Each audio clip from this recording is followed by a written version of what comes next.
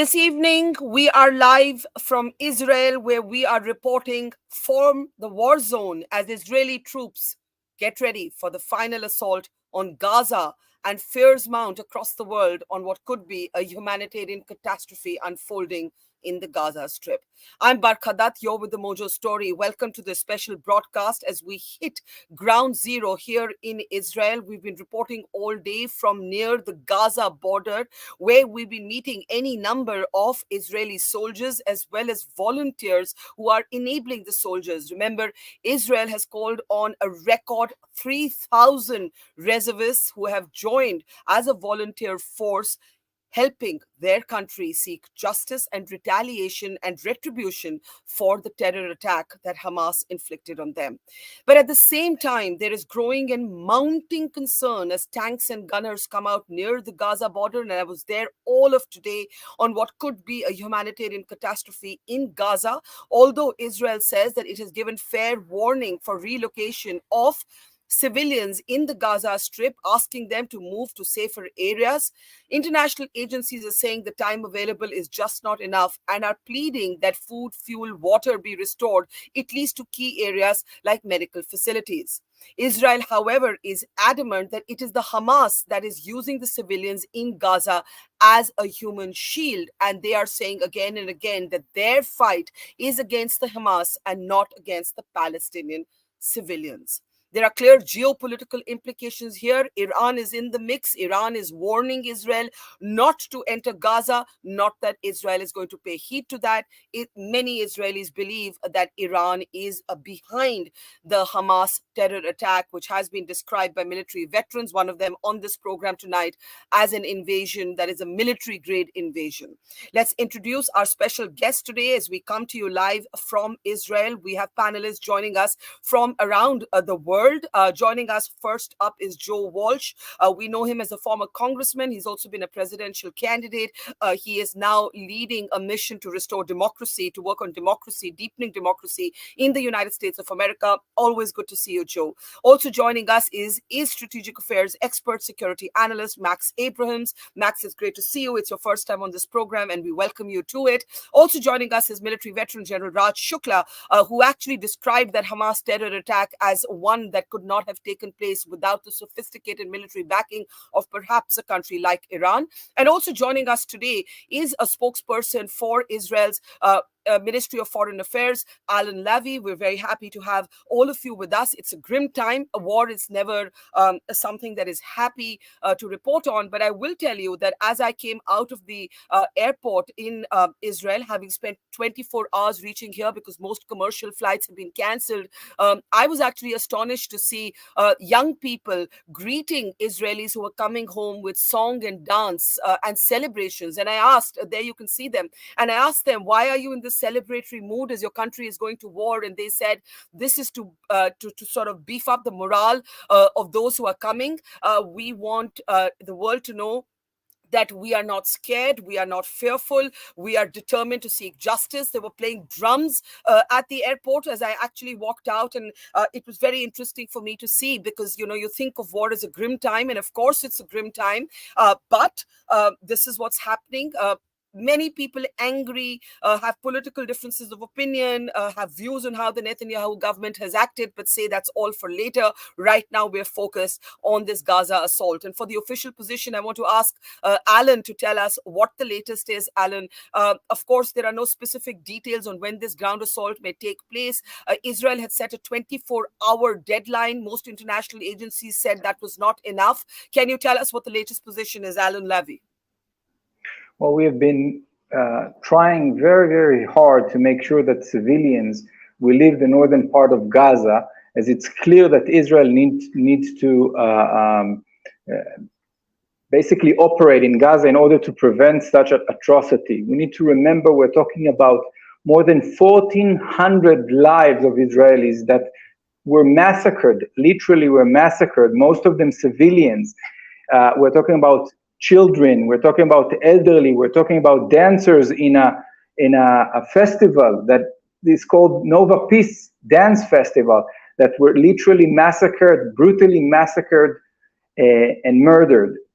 We have to make sure that Hamas won't be able to do that, and for that, Israel forces has to go in, and this is why, and Israel may be one of the few countries in the world that actually is warning the citizens of Gaza, the people of Gaza, to move to the south in order not to be where Hamas is. Unfortunately, Hamas is literally blocking the way down to the south and preventing people from leaving hospitals and other facilities. We really hope that the international community will pressure Hamas to allow the people to move to the south, so Israel will be able to conduct whatever is needed in order to assure that such atrocity will never happen again.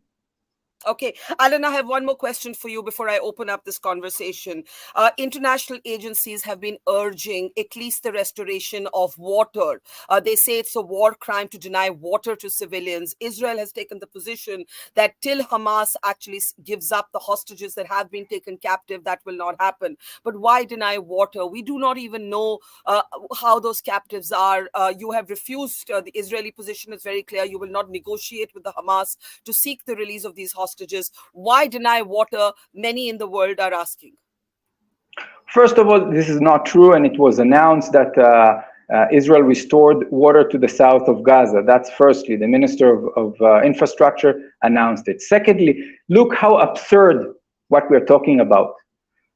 A piece of land led by Hamas, attacking civilians in Israel, killing 1,400 people in their homes, in their beds, as families, and we need to provide anything for them.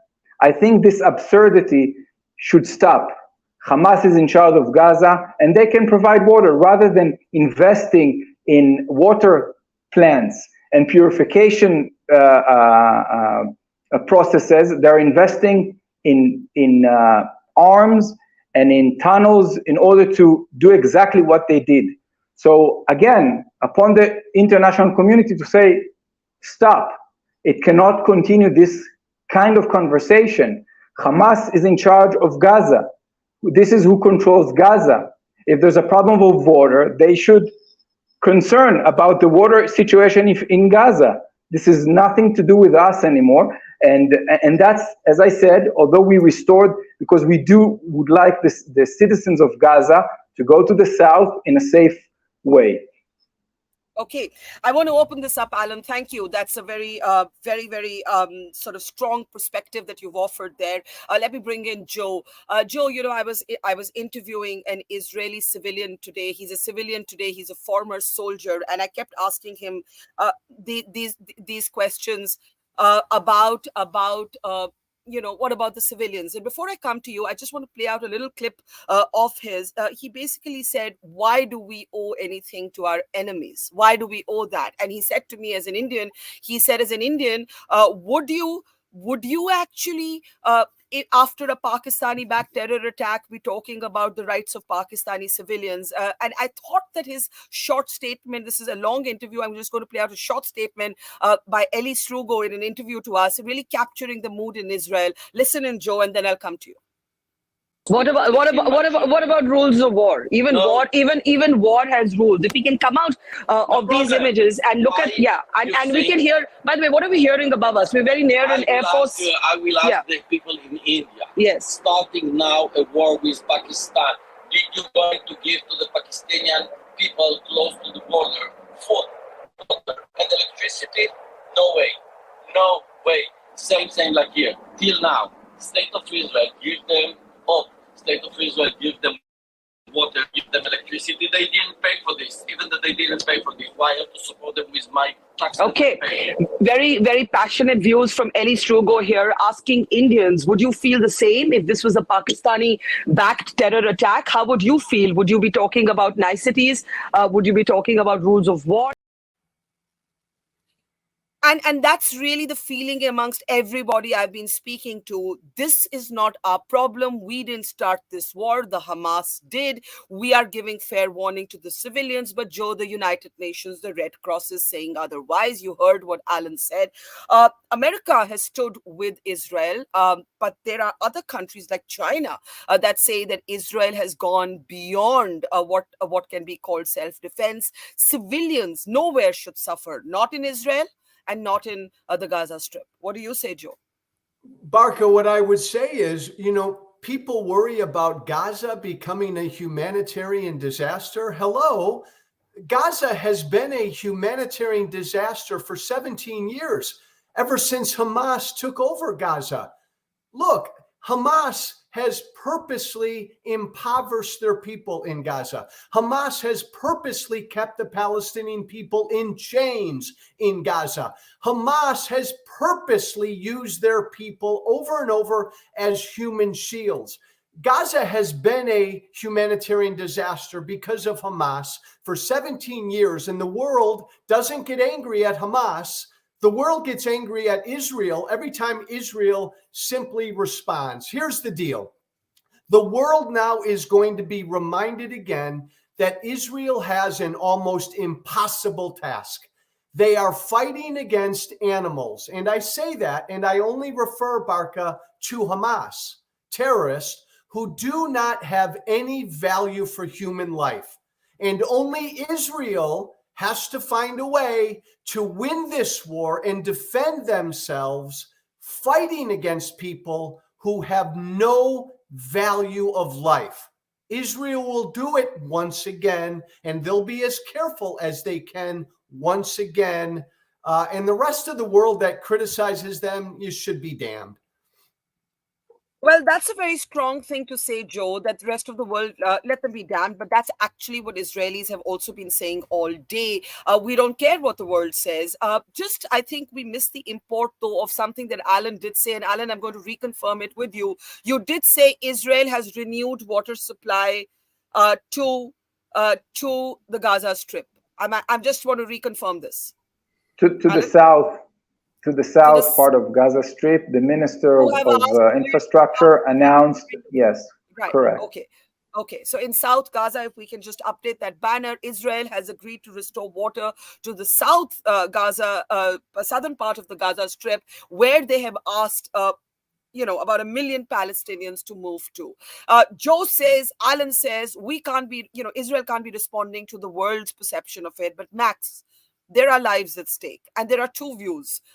Is Hamas the same as Palestine? There are those who argue that Gazans voted for Hamas. There are those who point out that it's been many years since an election of any kind took place in Gaza. Max, how do you see what's unfolding or about to unfold? Because guess what, guys? The worst is yet to come. This offensive hasn't actually begun yet, and we are only seeing the preparations for the final assault. Max, your thoughts this evening? It's no exaggeration to say that the Hamas terrorist rampage had a lot of tactical similarities to Islamic State. I mean, you can hardly get more barbaric. There were beheadings of civilians. I watched them myself. I can verify them. Just going door to door, hunting down families, shooting them at point blank, rapes, burnings to death, also psychological warfare over social media. So there are a lot of, objectively, there are similarities. But one of the big differences between Hamas and Islamic State is that Hamas is much more popular. So after there were big ISIS attacks, you didn't see, marches and parades all over the West in support of Islamic State. The only place where Islamic State had any mass support, arguably even, was in the caliphate itself. Whereas with Hamas, Hamas has international support, but it also does have substantial local support. It is a popular group within the territories, especially within Gaza, and this makes counterterrorism all the more difficult. I think that's an excellent point, and I should take that to a soldier at this point. I want to bring in Shukla, General Shukla. Here's my question. There are those who believe, and I don't, we can't know for sure, obviously, and we should not know what the Israeli military's operational plans are. But this is urban warfare. We know that the Hamas has actually built underground tunnels and underground dungeons. This is well documented. What are the challenges for Israel is poised for a ground assault. We have spent the whole day just a few kilometers from the Gaza border, like literally right next to the Gaza border, and I'll play out my ground report in a moment. But General Shukla, as a military veteran, what do you see are the challenges? Because, Max spoke about the popularity of the Hamas in Gaza, which means everybody may not move, which means Hamas could still use civilians as cannon fodder. There are all kinds of challenges, despite the fact that Hamas is estimated to have 30,000 in its ranks. And with the 300,000 added to Israel's standing army, you are talking about nearly 500,000 strength. Not all of it, though, of course, will be deployed for the Gaza operation. General, please go ahead. So, Barkha, just let me make 4 to 5 quick points. And I think as I make them, I'll answer all these questions. See, the issue is this. The events of 7th October, they were cowardly, they were a dastardly massacre. You challenge the writ of a state, the state has the right to respond. The Israeli people have the right to seek justice, redemption, and restoration of their honor. The military, the IDF, is just the instrument. Now, these moral questions. Look at the morality of Hamas. So we will come in and massacre civilians, and when there is a riposte, we will use the civilians as a human shield. I mean, where is the morality in the argument? Now, look at the political objectives that I presume have been assigned to the IDF. The political objectives are the end of Hamas, dismantling of its infrastructure, logistics, operational, etc., and extermination of its leadership. Leaders who've ceased to be, what shall I say, politically wise leaders, but were terrorists. So in every which way, the Israeli state has the right to respond. Now here I will make a nuanced point. How you translate these political objectives into what is military achievable is a matter of operational art. And I know the IDF. I know it's a responsible force. It will achieve these objectives while exercising utmost restraint and within the ambit of the international norms of conflict. I have heard IDF spokespersons say so, and there are various ways of doing it to make sure that your attacks are precise, your attacks are surgical, there are humanitarian pauses. Every attempt will be made to minimize casualties. But casualties cannot be guaranteed if Hamas does what it has to.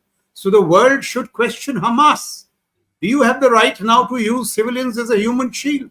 Why are the moral questions being asked to the IDF? They should be asked to Hamas. And all the interlocutors of the Hamas should put all kinds of pressure on the Hamas to release the women and children, to release the unarmed civilians, and get them go and allow them to go into a no-war zone. I mean, there are larger questions. I'm told Antony Blinken is going around trying to persuade the Egyptians to open up the crossing into Egypt. So, I mean, there are a whole lot of stakeholders here. There are larger responsibilities. The entire onus cannot be put on IDF and the. But let me ask you this. Let me ask you this. Okay. Two quick points. Okay. The IDF and the Israel at this point are the aggrieved. They are not the aggressors. They are not the aggressors. They are the aggrieved, and they have a right to respond. And this argument, I don't think that was a precise argument, but just a comment on it. Popularity cannot be a license for you to become a terror organization. I mean, there has to be legitimacy in the international system. So I don't see the moral argument of the Hamas. We will come to the war fighting later. On moral ground, it is extremely shaky. Can I just come in to say I don't think anybody sees a moral argument, well, except for some ideologues, sees a moral argument. But Joe, before I come to Alon and Max, the moral argument is about what should happen to those who have nothing to do with Hamas. Now, there are two views on this. There are views expressed by Israelis saying, and Max is seconding that actually many Gazans support Hamas and and therefore that's the fact. There are others who say that the Hamas, if it is a terrifying terror organization, you cannot expect civilians to stand up and revolt against it. How do you see it? Well, again, I agree with the general there. Look, why is this question being asked of Israel? Israel, we know, because of their history, will be as careful and judicious in their attack as they can be. But can we remind the world right now that right now, Hamas is committing war crimes. They're using their civilians as human shields right now. That's a war crime. They committed war crimes on October 7th. These questions need to be asked of Hamas. And again, it's always Israel, right, that has to be in this position where they're fighting terrorists who, by definition, have zero value for their own life, for any human life. Last point, Barkha, I'll make. Hamas wants there to be dead Palestinians. Dead Palestinians historically help Hamas because they can use that as a hammer against Israel. Okay. Here's my question to you, Max. Is there anything about the Israel operation, the imminent operation, that concerns you? So one thing that isn't spoken enough about is that this is a multiple iteration situation. It is not just Israel is responding to the atrocities on October 7th. Israel has a very bad enemy in Hamas, but Israel has a lot of other enemies. We're almost using Hamas as shorthand for a panoply of Palestinian terrorist groups that all want Israel dead. They're not just in Gaza, they're also in the West Bank. Israel also needs to deal with this second front, which I believe will open, the Hezbollah problem in the north, which in some ways is even more concerning in terms of the group's capability. It needs to worry about all the state sponsors of terrorism against Israel, Iran, Qatar, Turkey. Israel's response needs to be very powerful right now against Hamas because Hamas did embarrass Israel, and Israeli security is based on deterrence. It needs to signal very clearly that if its enemies try to, inflict mass casualties on the country, that there is going to be a very high price to pay. So I view this incursion into Gaza not just as a response to Hamas, but to Hamas's friends, which surround Israel regionally and locally. So I agree very much with the strategic logic of a powerful Israeli response directed against Hamas, and I think that it will have beneficial effects for Israeli security more broadly. I just want to interrupt you because I was paying attention to you, but as I'm speaking, I can actually hear the sound of explosions in the distance behind me. And of course, in the broad area of Tel Aviv, you do have Israel's Iron Domes that do intercept missiles that come in from the Gaza Strip. But I have heard in the last actually 2 to 3 minutes, about 7 to 8 explosions in the distance. Alon, this is every evening in different parts of Israel since these clashes have begun. But I just wanted our audiences around the world to get a sense of what it actually means to live with this shadow. There are safe shelters in most people's homes. There are, people are living with this right now and waiting for the time that they can live normally again. And as I'm sitting here, there's a surreal quality to this evening because I literally heard multiple explosions in the distance. Alon, this is everyday life. This is the new normal. There were shots of when I got off at the airport, there were shots directing people to a bomb shelter at the airport. And I'm hearing these explosions now in the last 5 minutes, multiple explosions, probably intercepted rockets by the Iron Domes. Alon? First of all, it's since 2005. Israel left Gaza completely in 2005, and then a year after Hamas took over. And since then, they're shooting rockets on civilians in Israel. And it's astonishing that the international community, again and again, is questioning our need to act against it. I don't want to be dramatic, but really it seems that there is bias in the international community where Israel is the only country that cannot defend itself. And as you're talking, my mother is sending me a WhatsApp, where are you? Because missiles are being shot to where I live, and I need to confirm that the kids are at the house with my wife in order to be in a bomb shelter. And this is a reality that no one can accept. I don't think any one of you and any one of these of your viewers and any one of your families can accept that from time to time, when Hamas decides, they can shoot rockets and missiles towards Israel. And this reality needs to stop. And the expectation is the international community as well to say, enough. Enough is enough. And I have to say that I have covered conflict before, but never a conflict where in your residential life, you have actually rockets and, I've covered multiple wars, but usually the war zone is isolated or separate from the daily lives of people. But here we do have the warning sirens that are now blaring in the Tel Aviv region from where I'm sitting. I don't blame your mom for what's happening to you, Alon, because although I like to think of myself as a battle-hardy reporter, every time you hear an explosion, there's something in you that does jump just a little. And in the last few minutes, as I said, we have heard multiple explosions in the broad Tel Aviv region, sirens going off. These are missiles that are being directed, obviously, from the side of Gaza towards the Tel Aviv region, where the Iron Dome is probably intercepting them. More in a moment, but just actually we're getting more details coming in from all quarters of the world, including how different countries may react just from the ground, where troops are now getting ready to take their positions for a ground assault. I spent the day near the Gaza border.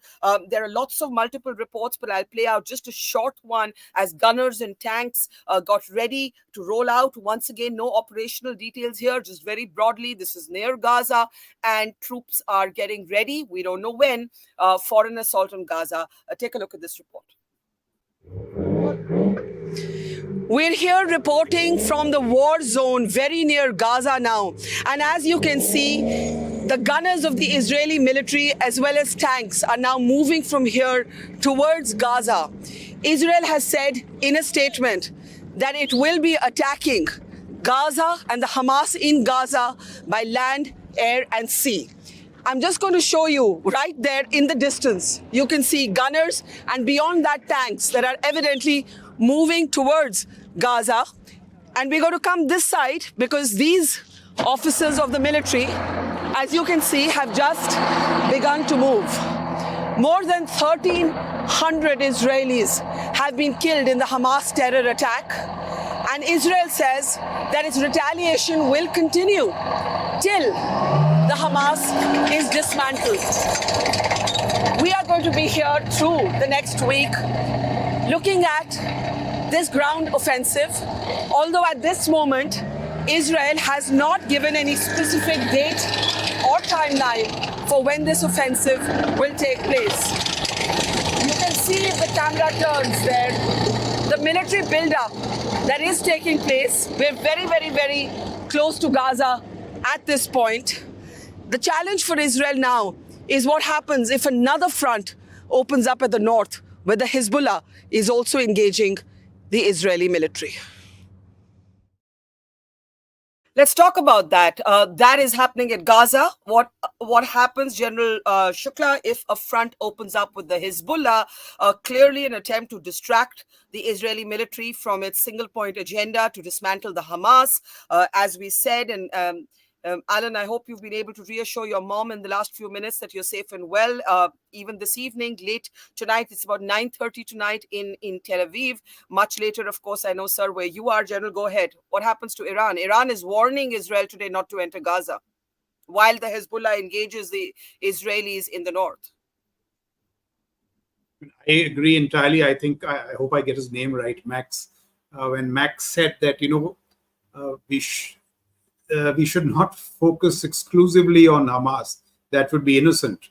There is a larger conglomerate here, which is the Palestinian Islamic Jihad, the Hezbollah, and Iran. Now look at the shades of these characters.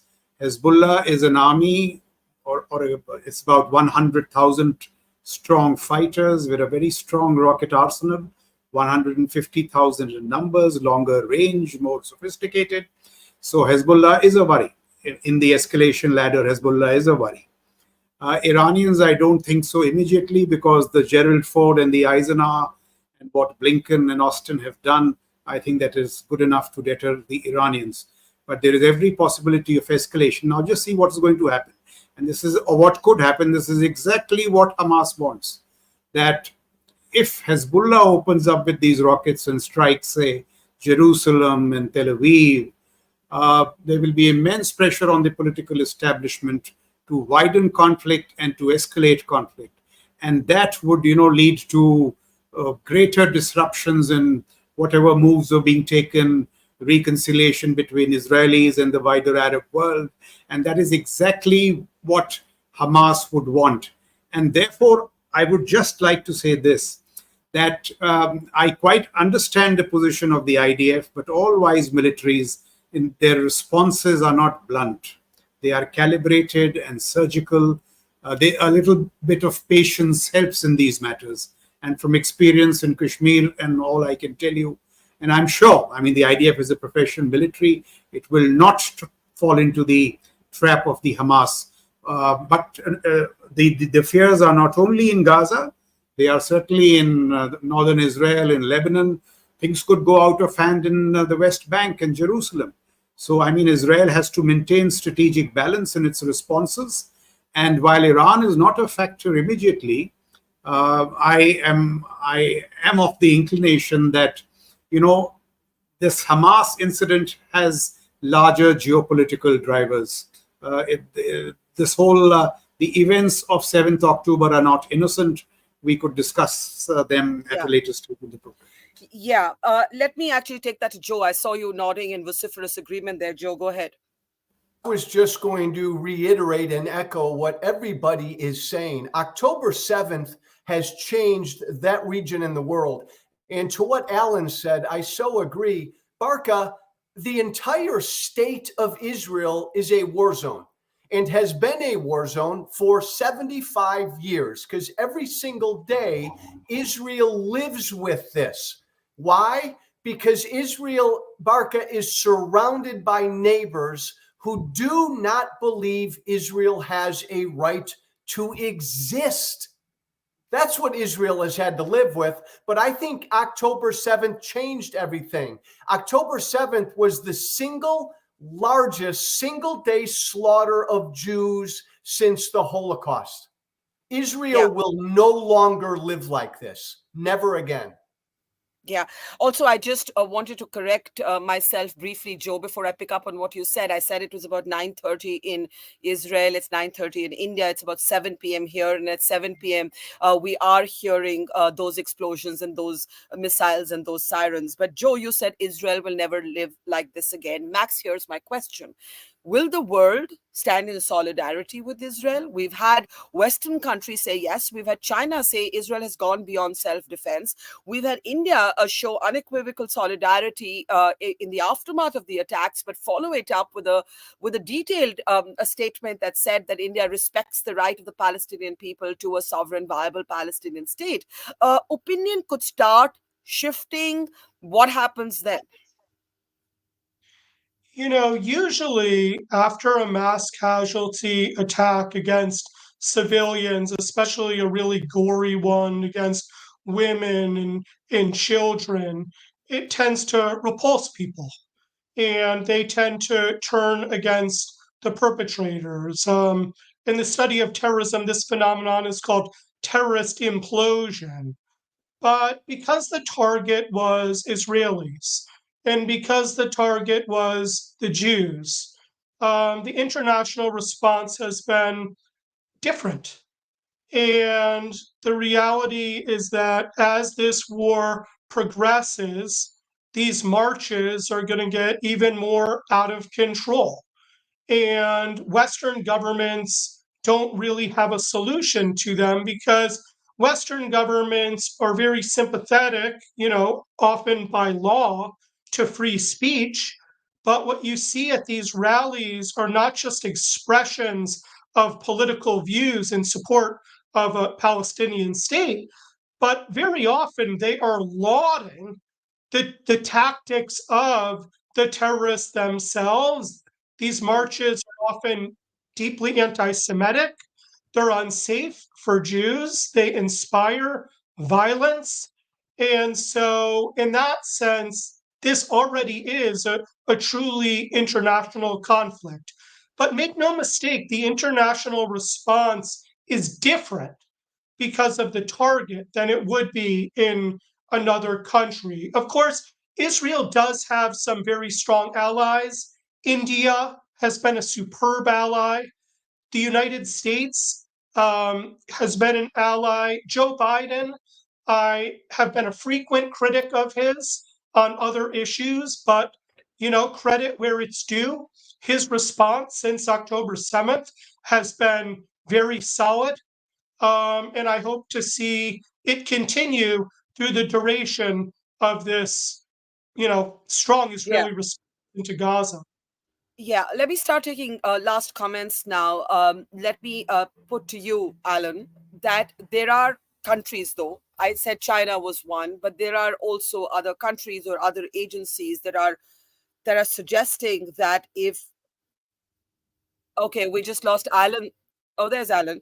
That you have used phrases like genocide. Palestinian leaders are saying if Israel continues this invasion, aerial bombing, ground invasion, it will lead to a genocide of hundreds of thousands of people, possibly. How do you respond to those allegations? Because the This Palestinian is authorities are also saying more than 2,000 have been killed in these airstrikes already. this is absolutely absurd, and this is ludicrous, and it's absolutely a lie. The IDF has been and continuing to have efforts in order to minimize harm the civilians population in Gaza. This is the only place, and I think we are.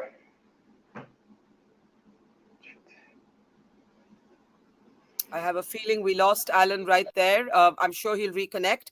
General Shukla, if you want to just jump in with your thoughts, but I'd put the same question to you. Does Israel have to watch out for shifting global opinion? In the immediate aftermath, the West in particular, India as well, has stood in solidarity. Will that be the case? Does it depend on I'm how the sorry, operation in Gaza Barkha. goes?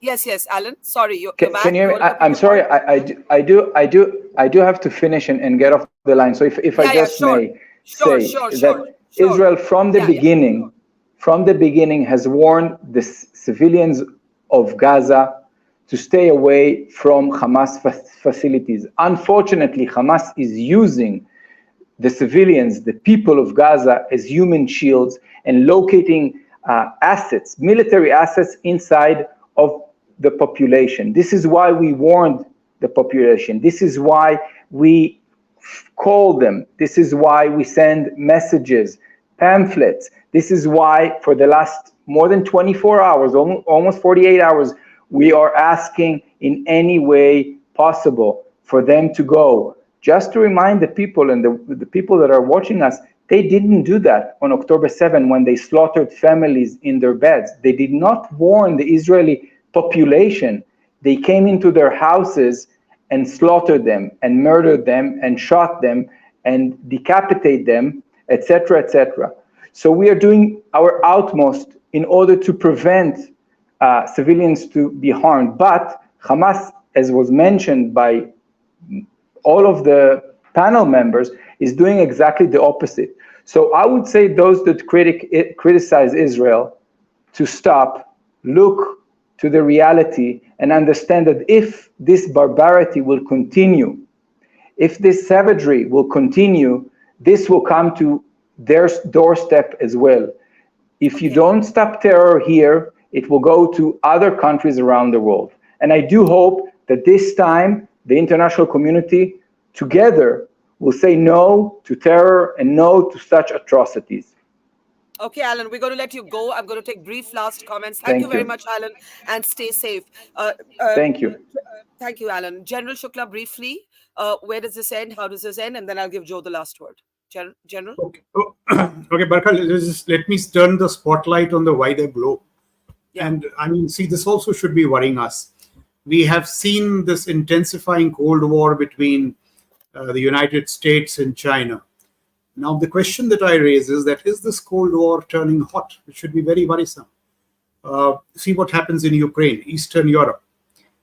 There are big worries in the Far East. We know what is happening in the two island chains in South China Sea and East China Sea, and now in the Middle East.